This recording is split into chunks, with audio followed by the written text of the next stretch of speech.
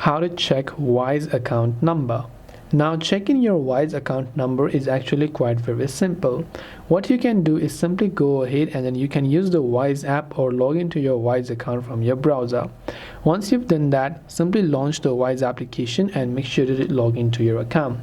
Now after you've done this, you simply have to select your desired currency. So let's say you have sent money before and you have got a couple of options here, and then you just connect your bank account, then you tap and continue and you set up the recipient and so on and whatever.